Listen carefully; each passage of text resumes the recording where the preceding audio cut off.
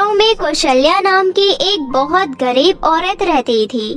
कौशल्या की एक छोटी बेटी थी जिसका पेट पालने के लिए वो दूसरों के घरों में काम करने जाया करती थी। वो अपनी बेटी मनी को घर पर ही छोड़कर जाया करती थी। वो पूरा दिन घर के बाहर ही मिट्टी में खेलती रहती थी। एक दिन मनी को बुखार आ गया। जब कौशल्या काम पर जाने के लिए निकल रही थी तब वो मनी को प्यार करने के लिए उसके पास जाती है। वो देखती है कि मनी का बदन जल रहा है। अरे, तुम्हें तो बहुत तेज बुखार है, अब मैं काम पर कैसे जाऊंगी? लेकिन काम पर तो जाना बहुत जरूरी है, नहीं तो मालकिन बहुत गुस्सा करेगी। मैं एक काम करती हूँ, तुम्हें दवाई देकर काम पर चली जाती हूँ। माँ, मुझे आज बहुत तकलीफ हो रही है, आज आप मत जाओ ना। मनी की बात सुनकर कौशल्या की आंखों में आंसू आ जाता है। वो कहती है, ठीक है बेटी, मैं एक बार कॉल करके मालकिन से पूछ लेती हूँ। कौशल्या मालकिन को फोन करती है। मालकिन, मेरी बेटी की तबीयत बिल्कुल ठीक नहीं है, क्या मैं छुट्टी ले सकती हूँ? तुम छोटे लोग होते ही ऐसे हो, तुम्हें तो बस छुट्टी का बहाना चाहिए। देखो कौशल्या, मेरी बात ध्यान से सुनो। अगर तुमको काम नहीं करना है तो तुम मना कर दो, लेकिन रोज रोज के ड्रामे मत किया करो। अगर नौकरी करनी है तो फटाफट काम पर आ जाओ, और अगर नहीं करना है तो भी आ जाओ, मैं तुम्हारा हिसाब कर दूंगी। मालकिन, मुझे काम से मत निकालो, मैं अभी आ रही हूँ। कौशल्या अपनी बेटी के भविष्य के लिए उसे दवाई खिलाकर बुखार में तपता हुआ छोड़कर चली जाती है। कौशल्या जब वहाँ पहुँचती है तो उसकी मालकिन उससे कहती है, क्या सच में तेरी बेटी की तबीयत खराब है या तेरा छुट्टी करने का मन था? मालकिन, कोई भी माँ अपने बच्चे की बीमारी का झूठ नहीं बोलेगी। आप आज मुझे जल्दी छुट्टी दे देना। नहीं नहीं कौशल्या, आज तुझे किसी कीमत पर छुट्टी नहीं मिलेगी, क्योंकि मेरी बेटी कृतिका को जुकाम है। आज मैं उसका ध्यान रखूंगी और तुमको खाना बनाना होगा। मालकिन, आज मेरी मजबूरी है, मैं यहाँ तो आ गई हूँ, लेकिन ना जाने मेरी बेटी की क्या हालत हो रही होगी। बस बस ठीक है, अब रोना बंद करो और बर्तन धोना शुरू करो। कौशल्या आंखों में आंसू, मन में उदासी और चेहरे पर चिंता लेकर काम में लग जाती है। और दूसरी तरफ मालकिन अपनी बेटी को गोद में लेकर सोफे पर बैठकर टीवी देखने लगती है। इसी तरह 18 साल बीत जाते हैं। मनी और कृतिका दोनों बड़ी हो जाती हैं। अब मनी की माँ जब लोगों के घरों में काम करने जाती तो मनी को बहुत बुरा लगता था, इसलिए मनी पढ़ाई के साथ साथ एक क्लब रेस्टोरेंट में वेटर का काम करने लगी। एक दिन कौशल्या की मालकिन की बेटी कृतिका अपने कुछ दोस्तों के साथ वहाँ आई और उसने मनी को पहचान लिया। शायद मैंने तुम्हें कहीं देखा है। जी मैडम, मैं यही काम करती हूँ, आपने मुझे यही देखा होगा। बस कर यार, इतनी भी फॉर्मेलिटीज मत कर, मैंने तुझे पहचान लिया है। जी, कैसे? अरे तो मेरी काम वाली की बेटी ही तो है, जिनको बरसों से हमने नौकरी दी हुई है। वैसे तेरी माँ बहुत मेहनती है, सारा काम बहुत अच्छे से करती है। बर्तन, कपड़े और फर्श ऐसे चमकाती है जैसे कि आईना चमकता हो।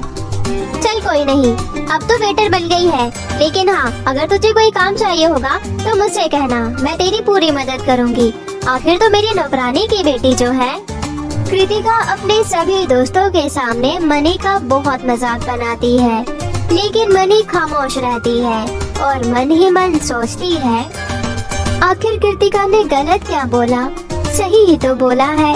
नौकरानी की बेटी को कोई भी नौकरानी की बेटी ही तो कहेगा। मनी ऐसे ही अपनी जॉब और स्टडी करती रहती है। दूसरी तरफ कृतिका रोज रोज पार्टी करती है, ड्रिंक करती है और पढ़ती नहीं है।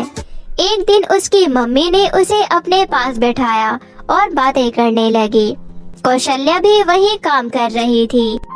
बेटी कृतिका, ऐसे कब तक चलेगा? तुम क्यों अपनी स्टडी पर ध्यान नहीं देती हो? ओ मम्मा, आप फिर से शुरू हो गई। मैं अपनी स्टडी कर तो रही हूँ। ऐसे कैसे स्टडी? तुम्हारे अंदर सारे गंदे गुण आ गए हैं। मम्मा, यू नो ना, हम रिच लोग हैं और ये सब तो अमीर लोगों के शौक होते हैं। आप इनको गंदा मत कहो प्लीज। कृतिका, भूलो मत, तुम अपनी माँ से बात कर रही हो। मुझे पता है, इसलिए तो मैं आपसे इतनी तमीज से बात कर रही हूँ, क्योंकि मैं और किसी से तो इतनी तमीज से बात नहीं करती। और हाँ, मैं अमीर बाप की औलाद हूँ, मैं किसी की नौकरी नहीं कर सकती हूँ। मैं अपना बिजनेस करूँगी, मुझे इन्वेस्टमेंट के लिए पैसे चाहिए। वो देख हमारी काम वाली की बेटी को, खुद काम करती है और पढ़ती भी है और अपनी माँ का भी कितना ख्याल रखती है। ओ मम्मा, इतना तो आपको पता होना चाहिए, मैं किसी काम वाले की बेटी नहीं हूँ। आप ज्यादा देर मत करो और मुझे पैसे दे दो। कृतिका अपनी माँ से लड़ झगड़ कर पैसे ले ही लेती है और दूसरी तरफ मनी और कड़ी मेहनत करने लगी। नतीजा ये निकला कि मनी ने अपना एक एप्लीकेशन सॉफ्टवेयर डेवलप किया जो बाद में एक डिजिटल कंपनी में बदल गया। मनी ने अपना एक अच्छा घर भी बनवा लिया और माँ के लिए घर में नौकर रख लिए और दूसरी तरफ कृतिका ने कोई बिजनेस नहीं खोला। कृतिका, तू तो बिजनेस खोलने वाली थी ना, कहाँ है तेरा बिजनेस? मुझे तूने आज तक कुछ भी नहीं दिखाया। माँ, मुझे और पैसों की जरूरत है। मैं तुझे पहले से ही 50 लाख रुपए दे चुकी हूँ। माँ, बहुत जरूरी है, बैंक से लोन ले लो, नहीं तो पहले के इन्वेस्ट किए हुए पैसे भी खराब हो जाएंगे। एक काम करते हैं, अपने घर पर लोन ले लेते हैं।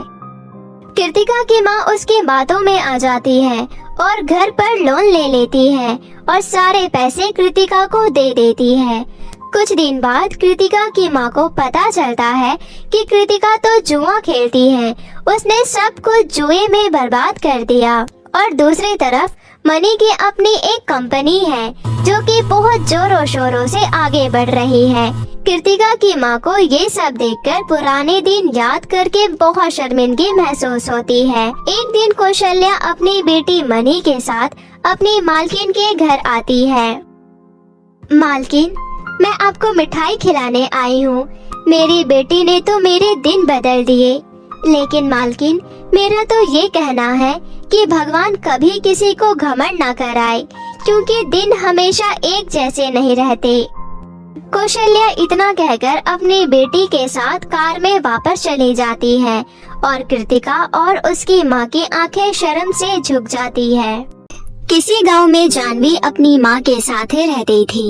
उन्हीं के साथ प्रिया नाम की एक लड़की रहती थी जो कि उनके घर में नौकरानी का काम करती थी। वैसे तो पहले प्रिया की माँ वहाँ नौकरानी का काम करती थी, लेकिन अचानक एक दिन उनकी मौत हो जाती है, जिसके बाद प्रिया वहाँ आकर काम करती थी। प्रिया बहुत गरीब थी और उसके पास रहने की कोई जगह नहीं थी, इसलिए जानवी के कहने पर उसकी माँ उसे अपने घर पर रख लेती है। जानवी बहुत ही अच्छी लड़की थी, लेकिन जानवी की माँ प्रिया को अपने घर में रख तो लिया, लेकिन हमेशा उसके साथ बुरा व्यवहार करती रहती थी। जानवी की माँ प्रिया के साथ जो भी गलत करती थी, ये सब देखकर जानवी को बिल्कुल अच्छा नहीं लगता था। ऐसे ही दिन बीत रहे थे और जानवी का जन्मदिन आ जाता है।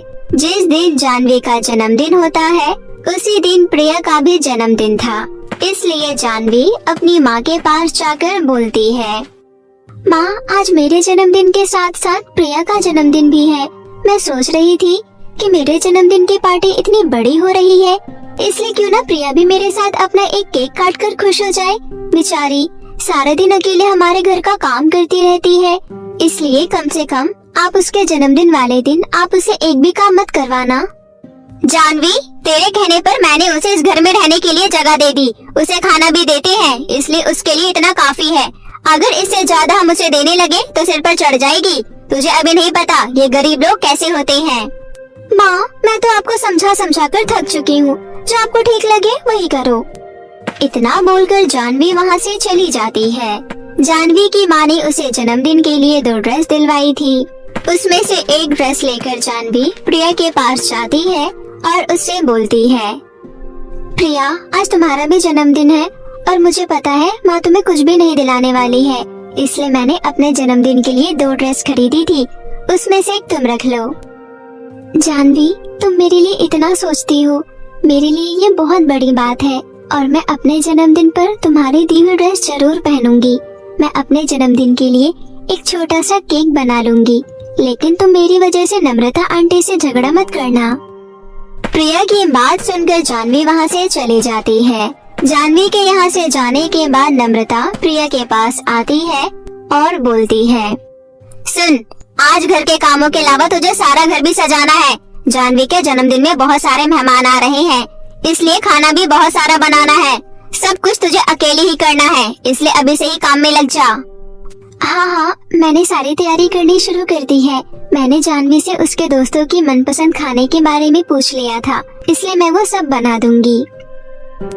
देख प्रिया, अपनी माँ के जाने के बाद तू उसकी जगह इस घर में काम करती है और मैंने तुझे इस घर में रहने की जगह भी दी है, लेकिन जानवी चाहती है कि मैं तेरे साथ वैसा बर्ताव करूं जैसा कि मैं जानवी के साथ करती हूं, और ये मैं बिल्कुल नहीं कर सकती। भला जिस तरह मैं अपनी बेटी के साथ रहती हूं, उस तरह मैं एक नौकरानी के साथ कैसे रह सकती हूं? मैं तुझे यही बोलने आई थी कि तू मेरी बेटी के जन्मदिन के पार्टी में बिल्कुल नजर नहीं आएगी, वरना जानवी का सारा ध्यान तेरे पर ही रहेगा। पार्टी खत्म होने के बाद जो भी बचा होगा वो तुझे खाने के लिए मिल जाएगा। इतना बोलकर नम्रता वहाँ से चली जाती है। नम्रता की बातों का प्रिया को बहुत बुरा लगता है, लेकिन वो सब अनदेखा कर अपने काम में लग जाती है। इस तरह उस दिन प्रिया का भी जन्मदिन था, लेकिन प्रिया घर का सारा काम करती है, घर सजाती है और खाना बनाती है।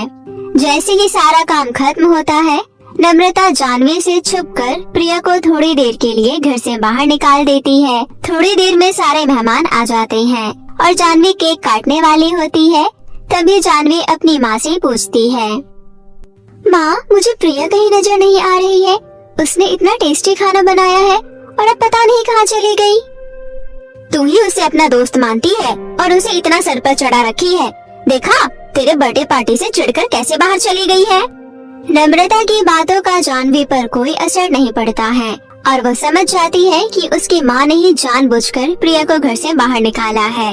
वहीं दूसरी तरफ प्रिया एक पेड़ के नीचे बैठकर रो रही होती है। आज मेरी माँ होती तो मेरा भी जन्मदिन मनाया जाता। बेशक हमारे पास इतने पैसे नहीं, लेकिन फिर भी माँ हमेशा मेरे जन्मदिन पर बड़ा सा केक लेकर आती थी। नम्रता आंटी की कोई भी बात का मुझे कभी बुरा नहीं लगा, लेकिन आज उन्होंने मुझे जानवी के बर्थडे पार्टी में नहीं रहने के लिए घर से बाहर निकाला। ये बात मुझे बिल्कुल अच्छी नहीं लगी। तभी एक परी भागते हुए प्रिया के पास आती है और बोलती है, सुनो लड़की, यह कहीं आसपास मेरी जादुई छड़ी गुम हो गई है। क्या तुम मेरी जादुई छड़ी ढूंढने में मदद करोगी? अगर सूर्यास्त होने से पहले मेरी जादुई छड़ी नहीं मिली तो मैं कभी भी परीलोक वापस नहीं जा पाऊंगी। परी की बात सुनकर प्रिया वहाँ हर जगह जादुई छड़ी ढूंढने लगती है।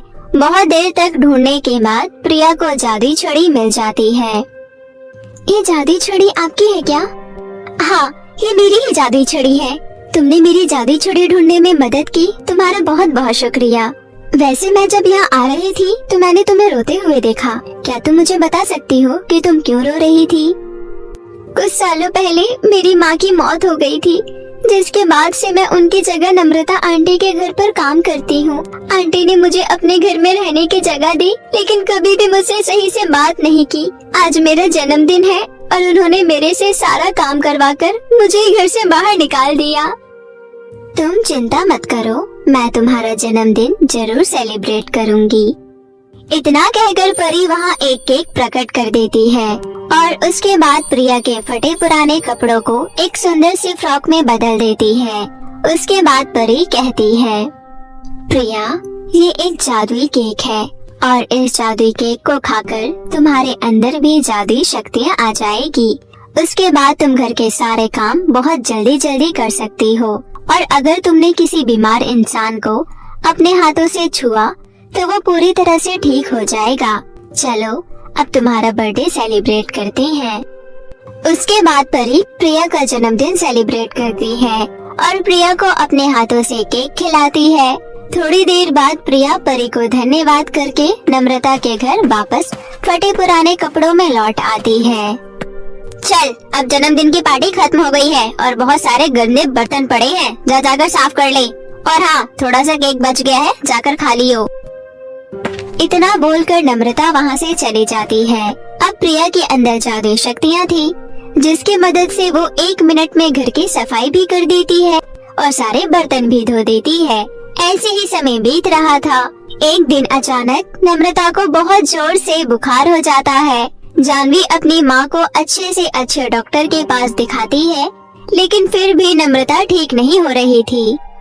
जानवी, अब मुझे नहीं लगता कि मैं ज्यादा समय तक जिंदा रह पाऊंगी। प्रिया एक बहुत अच्छी लड़की है। मैं हमेशा उसके साथ इतना बुरा व्यवहार करती रही, लेकिन उसने कभी भी मुझसे कुछ नहीं कहा। मेरे जाने के बाद तुम दोनों हमेशा एक साथ रहना और एक दूसरे का ख्याल रखना। जानवी अपनी माँ की ऐसी हालत देखकर बहुत रो रही होती है। तभी प्रिया उसे बोलती है, जानवी, मेरे पास जादुई शक्ति है। जन्मदिन वाले दिन जब नम्रता आंटी ने मुझे घर से बाहर जाने के लिए कहा था, तो मैं एक पेड़ के नीचे जाकर बैठ गई और वहीं एक परी आई और उन्होंने मेरा बर्थडे सेलिब्रेट किया। परी के पास एक जादुई केक था और वो जादुई केक खाकर मेरे अंदर जादुई शक्तियाँ आ गई और अब मैं किसी भी बीमार व्यक्ति पर हाथ फेरकर उसे ठीक कर सकती हूँ। इतना कहकर प्रिया नम्रता के पास जाती है और उसके सर पर हाथ रखती है। उसके ऐसा करते ही नम्रता पूरी तरह से ठीक हो जाती है। नम्रता प्रिया से अपनी गलती की माफी मांगती है और उसे गले से लगा लेती है। उस दिन के बाद से नम्रता प्रिया को अपनी बेटी जानवी की तरह प्यार करती थी और सब एक साथ हंसी खुशी से रहने लगे थे।